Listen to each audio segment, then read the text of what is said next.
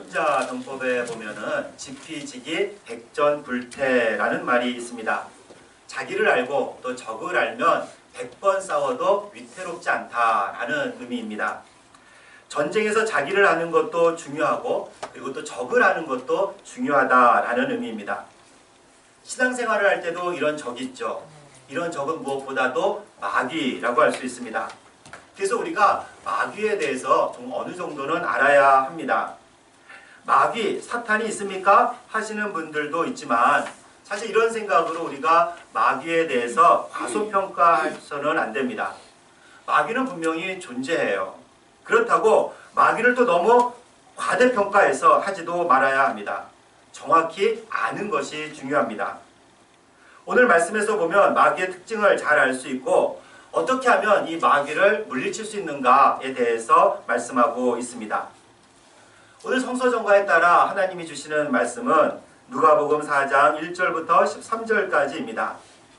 1절 말씀에 따르면 예수님이 요단강에서 돌아오사 광야로라고 하는데 이는 세례 요한에게 세례를 받고 광야로 오셨다는 의미입니다. 광야에서 예수님은 시험을 받은 후 예수님은 본격적인 사역을 개시하시죠. 예수님이 광야에서 40일 동안 금식하신 후에 마귀가 찾아옵니다. 그리고 시험을 하는데 그 시험 내용은 세 가지예요. 우선 첫째는 돌로 떡을 만들어 봐라. 그리고 둘째는 마귀를 경배하면 세상 모든 권력을 내게 주겠다. 그리고 셋째는 죽지 않을 테니까 성전 꼭대기에서 뛰어내려라. 이렇게 세 가지 시험을 하죠. 이에 대해 예수님은 하나님의 말씀으로 이 시험을, 마귀의 시험을 물리칩니다. 마귀가 어떤 존재입니까? 성경에서 마귀는 사탄이라고도 합니다. 귀신의 왕, 우두머리가 마귀여 사탄입니다. 이런 마귀는 분명히 존재해요. 마귀를 과대평가할 필요도 없지만 마귀를 무시해서도 과소평가해서도 안 됩니다. 그렇다고 무슨 마귀가 공포영화에서 나오는 것처럼 아주 무시무시한 형태로 나타나는 것은 결코 아닙니다. 마귀는 무엇보다 속이는 자예요. 요한복음 8장 44절에 따르면 예수님은 마귀를 거짓말장이요 또 거짓의 아비라고 말씀합니다. 처음부터 사탄은 인간에게 거짓말로 다가왔죠. 태초에 사탄은 뱀의 모습으로 나타나 아담과 하와를 타락시키고 죄를 짓게 합니다. 하나님의 말씀을 아주 교묘하게 첨삭해서 하나님의 말씀을 어기게 하죠. 이때 사탄이 무슨 말을 합니까? 하나님이 금지하신 선악과를 먹으면 너도 하나님처럼 될 거야. 하나님은 그게 무서워서 너한테 선악과를 못 먹게 하시는 거야. 라고 얘기를 하죠. 아주 명백한 거짓말이었죠. 이렇게 사탄이 거짓말을 하는 이유가 무엇이겠습니까? 사탄이 거짓말을 해서 우리에게 복을 주고 또 우리에게 자유를 주기 위해서이겠습니까? 네, 절대 아닙니다. 천만의 말씀입니다. 사탄이 거짓말을 하는 이유는 인간을 타락시키고 파괴시키기 위해서입니다. 그 거짓말에 넘어간 아담과 하와가 어떻게 되었습니까? 결국 에덴 동산에서 쫓겨나고 죽을 운명에 처하게 됐죠. 이 마귀가 오늘 예수님께 접근합니다. 우리 1절과 2절 말씀을 함께 봉독하겠습니다. 1절과 2절 말씀입니다. 예수께서 성령의 충만함을 입어 요단강에서 돌아오사 광야에서 40일 동안 성령에게 이끌리시며 마귀에게 시험을 받으시더라. 이 모든 날에 아무것도 잡수시지 아니하시니 날수가 다함에 줄이신지라. 아멘.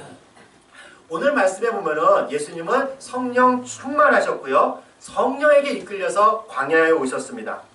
더욱이 예수님은 하나님의 아들이 아닙니까? 그런데 마귀가 예수님께 와서 시험을 해요.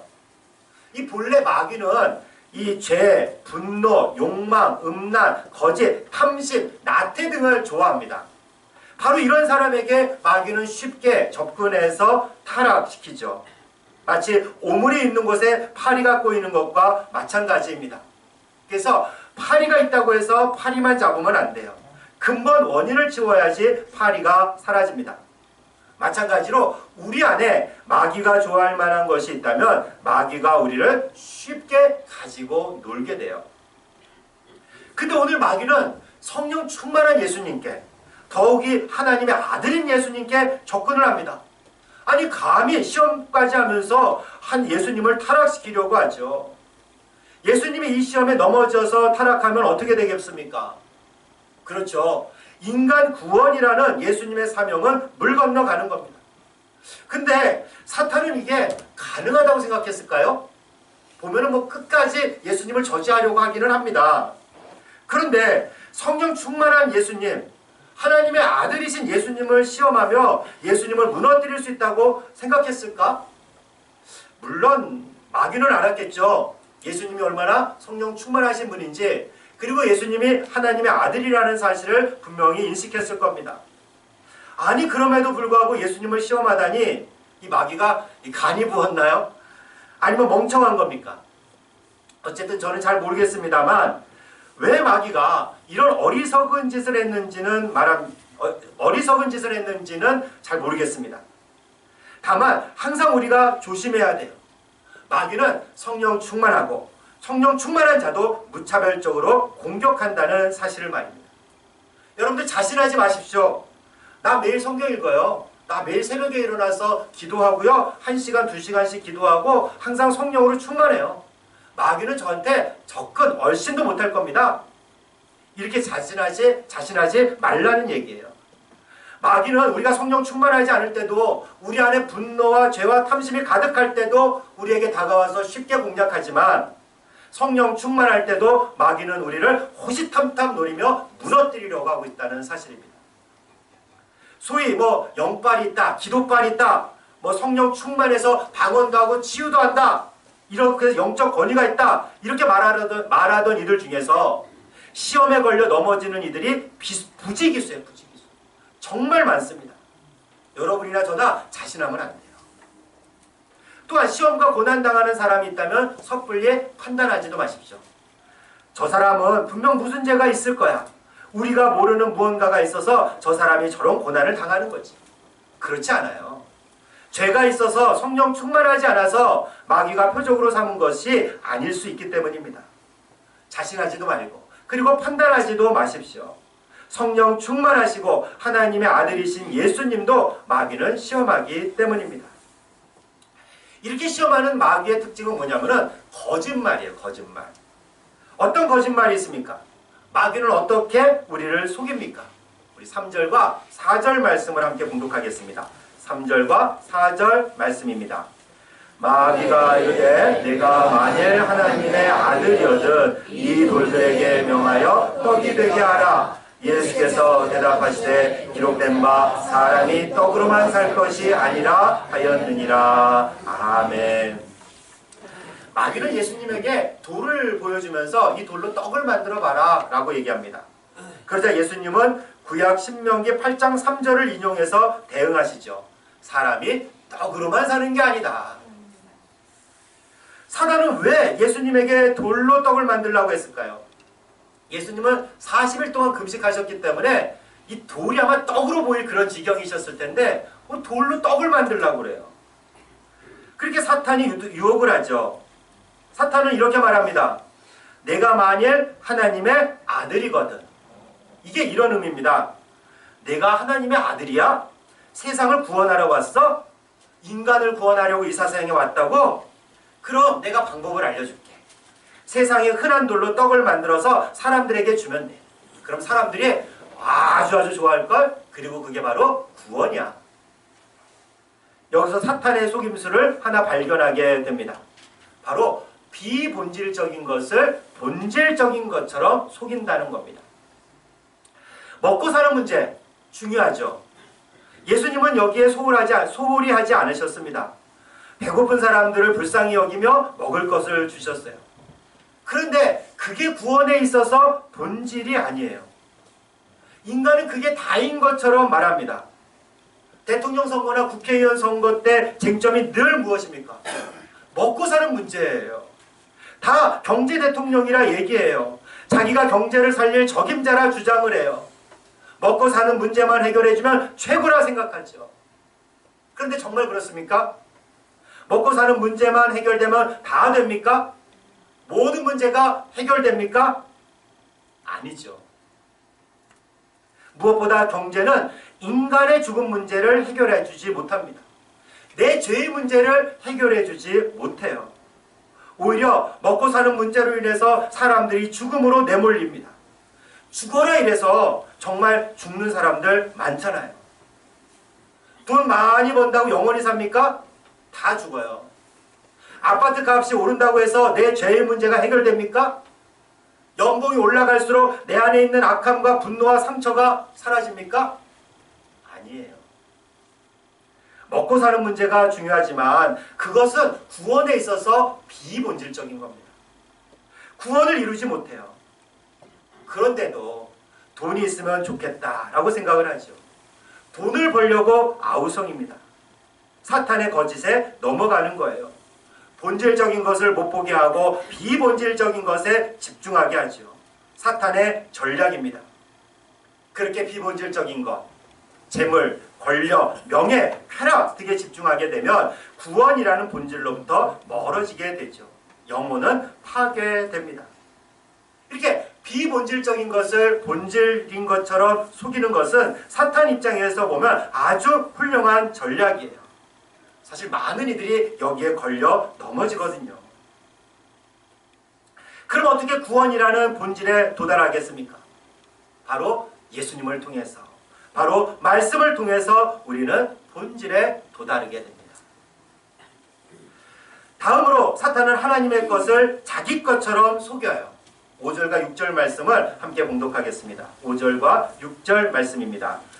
마귀가 그 예수를 이끌고 올라가서 순식간에 천하 만국을 보이며 이르되 이 모든 권위와 그 영광을 내가 네게 주리라. 이것은 내가 네게 넘겨준 것이므로 내가 원하는 자에게 주노라. 마귀가 예수님을 데리고 높은 곳에 올라가서 이 세상 만사를 다 보여줘요. 천하 만국을 다 보여줬어요. 이 세상 모든 권세와 영광은 그러니까 마귀가 자기가 넘겨받은 것인데 내가 원하는 자에게 주겠다라고 말합니다. 이런 의미예요. 신라 호텔에 한 사기꾼이 갔어요. 호텔 로비에서 한 사람을 만나 이렇게 얘기합니다. 내가 이 호텔 소유자인데 내 마음대로 이 호텔을 처분할 수 있어. 나 그만큼 돈이 많아. 그런데 내가 오늘 지갑을 안 가져왔네? 1억만 빌려줘. 금방 갚을게. 거짓말이죠. 사기꾼 아닙니까? 더 황당한 것은 로비에서 이렇게 만난 사람이 신라호텔 진짜 사장이라는 거예요. 사탄이 지금 이렇게 말하는 거예요. 이 세상의 주인이 누굽니까? 이 세상의 모든 권세와 영광이 누구 겁니까? 하나님 거죠. 예수님 겁니다. 그런데 사탄은 하나님의 것을 마치 자기 것이냐 속이는 존재예요. 사기꾼입니다. 사탄은 이렇게 우리에게 줄 수 없는 것으로 유혹하고 속이죠. 내가 돈도 줄게, 명예와 권력도 줄게, 이거 다 내 거야, 내 맘대로 할 수 있어. 아닙니다. 거짓말이에요. 속지 마십시오. 게다가 그냥 준답니까? 그것도 아니에요. 항상 마귀는 조건을 걸어요. 진짜 목적을 숨기고 속입니다. 뭘까요?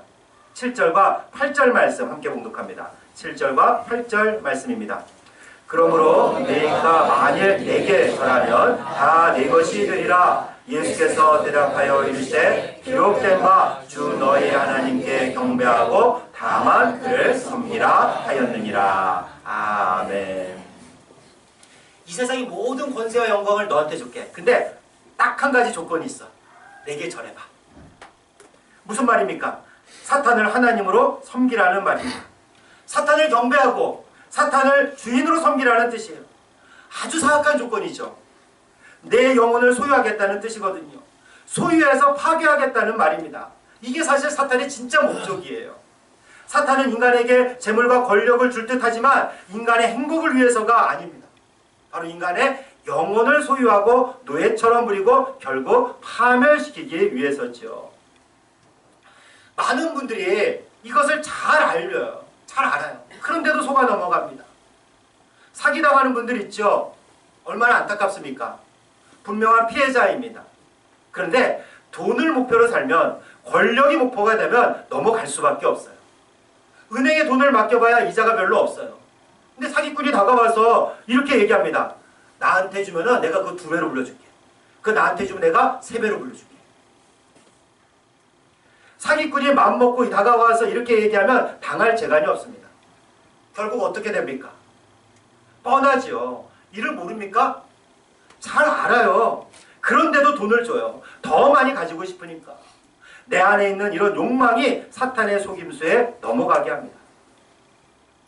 마지막으로 사탄은 하나님의 말씀으로도 속여요. 참 무서운 말이죠. 10절부터 12절까지 말씀을 함께 봉독하겠습니다. 10절부터 12절까지 말씀입니다.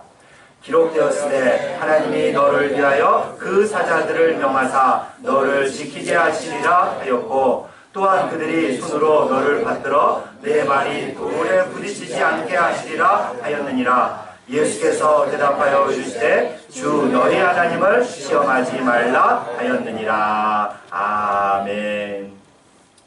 예수님이 계속 하나님의 말씀으로 대응을 하자 사탄도 하나님의 말씀을 인용합니다. 이 사탄이 인용한 말씀은 시편 91편 11절과 12절 말씀인데요. 아무리 높은 곳에서 뛰어내려도 천사들이 너를 보호해 준다는 뜻입니다. 사탄은 이 말씀을 인용하면서 예수님에게 말해요. 당신은 성전 꼭대기에서 한번 떨어져 봐. 뛰어내려 봐. 그래도 하나도 안 다칠 거야. 왜? 천사들이 보호해 준다고 성경에 나오잖아. 믿어봐. 믿음으로 행해봐. 맞는 말 같기도 하고. 우리는 신앙생활하면서 이런 패턴으로 말씀을 대할 때가 많아요. 근데 예수님이 뭐라고 말씀하십니까? 그거는 하나님을 시험하는 거야. 말씀에 하나님을 시험하지 말라고 했잖아. 그러면 안 돼. 엊그제 이제 차를 타고 가다가 극동방송을 잠깐 들었습니다.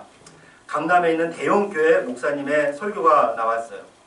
요즘 여러 어려움을 겪고 있는 분이죠. 다윗 이야기를 하면서 다윗이 어디를 가나 이겼다라는 내용이었는데, 그래서 우리도 어디로 가든지 또 어떤 장벽이 있든지 다 이기게 될 것이다. 우리 앞에 있는 모든 장벽이 사라질 거다. 이런 소망을 가지고 신앙생활을 하자라고 설교를 했습니다. 제가 감히 그분이 사탄에게 속는 겁니다 라고 말하지는 않겠습니다. 사실 설교 내용만 들어보면요, 참 은혜롭고 또 힘들고 어려운 사람에게 힘과 소망을 주는 그런 말씀이었어요. 그런데 성경을 오해하고 잘못 풀이하는 것은 분명했습니다. 사실 그 목사님도 자기에게 속는 걸지 모르겠어요. 오늘 사탄이 성경을 인용하면서 말하잖아요. 뛰어내려봐. 성경 말씀에 나와 있어. 믿어봐. 똑같지 않습니까? 마치 그런 거예요. 야, 하나님이 성경에서 죄를 지었고 회개하면 용서해 준다고 했잖아. 그러니까 너 한번 그냥 죄를 져봐. 괜찮아. 하나님이 다 용서해 주실 거야. 하는 것과 똑같은 말이에요. 믿음으로 어디든지 가봐. 믿음으로 무엇이든지 해봐. 다 이기게 해주실 거야. 성경이 나와 있잖아. 다윗도 그랬어. 믿음으로 아멘 하세요. 여기서 아멘 해야 믿음이 좋은 것 같지만 아닙니다. 이런 게 종이 한 장 차이 같지만 사실 엄청난 차이예요. 다윗이 이런 말을 하기 전에 그는 어떤 사람인지 알아야 돼요. 그는 늘 하나님께 먼저 묻고 하나님만 섬기고 하나님만 의지하는 사람이었어요. 피난처 되시고 요새 되시는 하나님께 피하는 사람이었어요. 다윗은 늘 하나님 말씀에 순종하고 하나님 말씀을 사모하며 따르려는 사람이었어요. 그리고 그렇게 말씀에 따르다 순종하다 보면 어려움도 생기는데, 그렇게 생기는 어려움이라면 하나님이 너를 끝까지 보호해 주실 거야. 그러니 하나님 말씀대로 살아. 이런 말씀이죠. 근데 이런 전제는 다 무시하고 승리만 얘기해요. 어떤 경우에도 하나님은 너를 보호하실 거야. 땅을 정복하고 넓혀줄 거야. 내 사업 번창할 거야. 내 교회 크게 될 거야. 심지어 범법을 저질러도 하나님이 도와주실 거야. 하나님이 말씀하셨어. 믿어봐. 기도해. 이렇게 말한다면 오늘 사탄이 예수님께 한 말이랑 똑같은 겁니다. 이렇게 자기 뜻대로 자기를 위해서 자기 행동을 정당화하려고 하나님 말씀을 인용하는 것은 하나님을 시험하는 것이고, 사탄의 속임수에 속아 넘어가는 거예요. 이단들도 그렇거든요. 사탄은 거짓말장입니다. 사탄은 속이는 자입니다. 비본질적인 것을 본질적인 것처럼 속이고, 하나님의 것을 자기 것처럼 속이고, 더욱이 하나님 말씀으로 속이기도 합니다. 참 무섭죠. 참으로 교묘합니다. 이렇게 어떻게 이런 속임수에 넘어가지 않을까요? 이런 속임수에 어떻게 해야지 넘어가지 않을 수 있을까? 이에 대해 예수님은 하나님의 말씀으로 대응하셨다는 것을 우리가 잊으면 안 됩니다. 신명기 8장 3절 사람이 떡으로만 사는 것이 아니다. 비본질적인 것이 아니라 본질을 보고 생각하라 라는 말씀이에요. 신명기 6장 13절 하나님만 경배하고 하나님만 섬기라. 하나님이 진정한 주인이라는 말씀입니다. 신명기 6장 13절 하나님을 시험하지 마라. 자기 중심으로 말씀을 인용하면서 하나님을 시험하지 말라라는 의미예요. 이런 예수님 말씀 앞에서 사단의 정체가 드러나고 그 속임수가 폭로됩니다.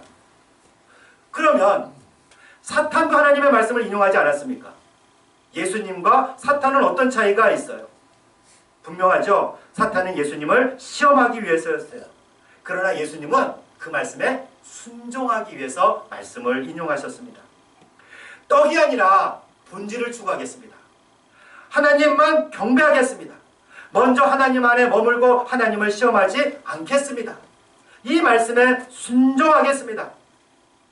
예수님은 하나님 말씀에 순종하겠다는 태도로 하나님 말씀을 인용하셨고 그럴 때 사탄의 속임수를 간파하고 물리칠 수 있었던 겁니다. 말씀에 순종하셨던 예수님은 십자가에서 죽으셨지만 죽음을 이기시고 부활하셨습니다. 그리고 사탄에 대해서도 불가역적으로 즉 되돌이킬 수 없는 승리를 거두셨어요. 그리스도인은 이 길을 가는 겁니다. 이미 예수님이 이기신 승리의 길을 가는 거예요. 예수님이 활짝 열어놓으신 새 시대를 살아가고 있는 겁니다. 그런데도 여전히 사탄은 우리를 속이려 하고 때로 걸려 넘어지기도 하죠. 사랑하는 자매 형제 여러분, 사탄은 속이는 자요 시험하는 자입니다. 오직 하나님 말씀 앞에서 그 정체가 드러나고 하나님 말씀으로 그를 물리칠 수 있습니다.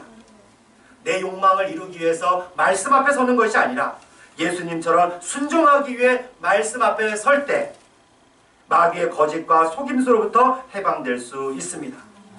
예수님 안에서 하나님 말씀 안에서 이 자유를 경험하고 누리시기를 주님의 이름으로 축원합니다.